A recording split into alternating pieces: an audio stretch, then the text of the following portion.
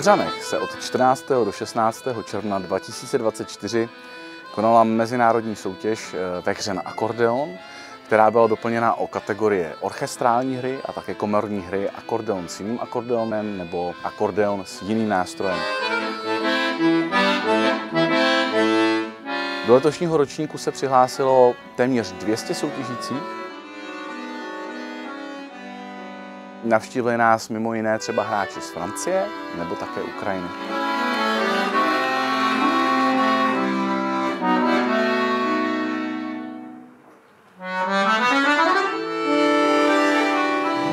Jsem moc rád, že pozvání na tento ročník přijal předseda Světové akordeonové asociace Trophée Mondial, pan Frédéric Deschamps z Francie. So hello everybody, I am Frédéric Deschamps, the president of the Confédération mondiale de l'accordéon. I'm very happy to be here in this festival of accordion, which represents the national Czech Republic selection for the World Championship.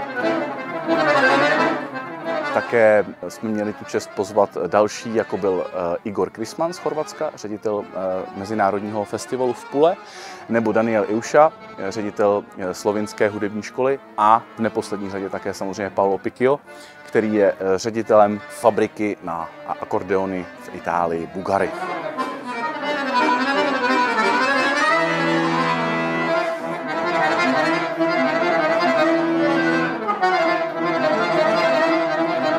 V letošním roce byla úroveň obrovská, měli jsme velmi těžkou hlavu z toho, jak nakonec ohodnotit jednotlivé kandidáty.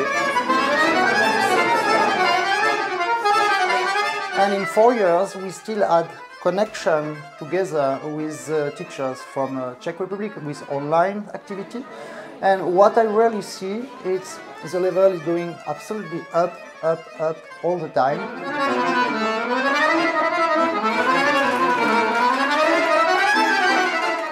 And we have more and more Czech Republic candidates on the competition.